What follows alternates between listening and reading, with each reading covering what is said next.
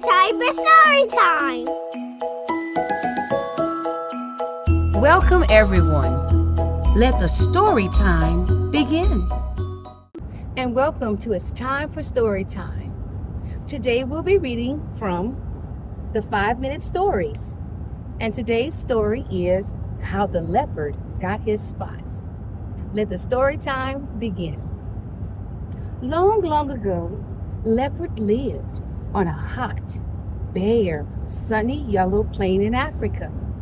Giraffe and zebra lived there too, along with lots of deer, big and small, young and old.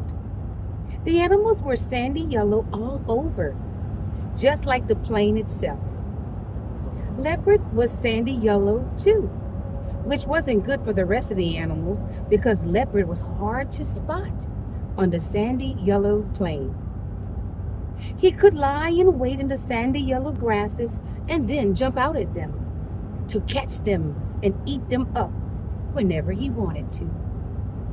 Giraffe and zebra and the rest of the animals lived in fear. Leopard, however, was very happy and never hungry. After a while, Giraffe and zebra and the others had enough.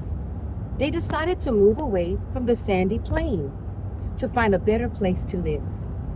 They walked and walked until they came to a huge forest where the sun shone through the trees, making stripy, speckly, patchy shadows in the sections of spotty, stripy sunshine. The animals hid themselves there, and while they hid, partly in the sun and partly in the shadows, their skins changed color. Giraffe's skin became covered with big brown blotchy spots with blotchy shadows that he stood in. And zebra's skin became covered with stripes from the stripy shadow he laid in. The other animals' skin became darker too, with wavy lines and patterns from the shadows around them. Back on the sandy plain, Leopard was puzzled. All the animals had disappeared, and he started to get hungry. Where have they all gone? He thought, and he asked Baboon. To the forest, said Baboon carelessly, and they've changed. You need to change too. Leopard started to ask Baboon what she meant by change. But baby Baboon needed feeding, so she was too busy to explain. Leopard set out for the forest. He walked and walked, and at last he found it.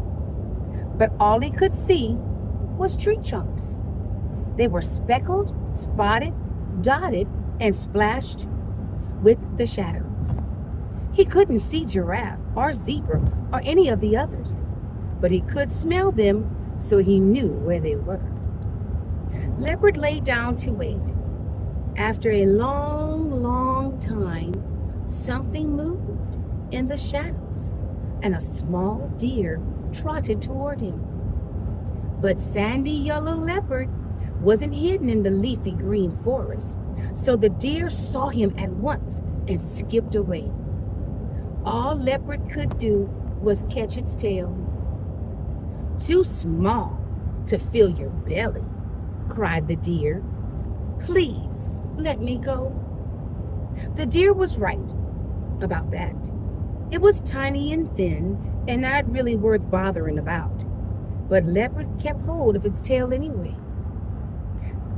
What happened to all the animals? Asked Leopard. We've all changed, the deer replied. Now our skins are speckly, spotted, dotty, and splashy, just like the shadows in the forest. You only caught me because I'm young. I should have been more careful, said the deer.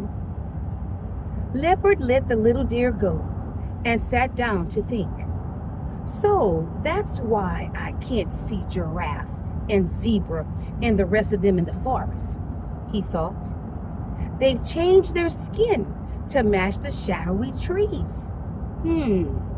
If I'm going to catch them, Do I need to change too? And how in the world can I do that? As he sat there thinking, more deer walked through the trees. When they moved, Leopard could see them clearly. When they stopped moving, they were hidden by the shadows. Leopard was easy to spot with his sandy yellow skin, so the deer didn't come too close. Leopard sat in the shadows a long, long time and licked his paws thoughtfully. Soon he began to notice something odd. His paws weren't sandy yellow anymore. There were small, dark spots on them, and there were spots on his tail too. Leopard looked around and realized that the spots on his skin matched the small, dark patches in the shadows he was lying in. Aha, he thought. The shadows have made me to have spots, just in the time that I've been lying here. That's how I can change my skin, just like giraffe and zebra and the rest of them. By this time, Leopard had grown tired from all the thinking and waiting. So he lay down and fell into a deep sleep. When he woke up, a long, long time later, his skin was completely covered with small, dark spots made by the shadows of the trees. Well, how wonderful, he said, looking at his new skin. Now my skin is no longer sandy yellow, brownish. I can hide in the leafy green forest so that giraffe and zebra and the rest of them can't see me. Then, when they come close, I can leap out to catch them and eat them. With that, the spotty leopard set off into the speckly, blotchy, stripy shadow of the deep forest, where he happily lived ever after, eating and sleeping and not being spotted, and the other animals learned to hide from him as best as they could too. The end. Till next time, have a great day. You did a great job with reading today. Remember to like, subscribe, and hit the bell to be notified of new books weekly.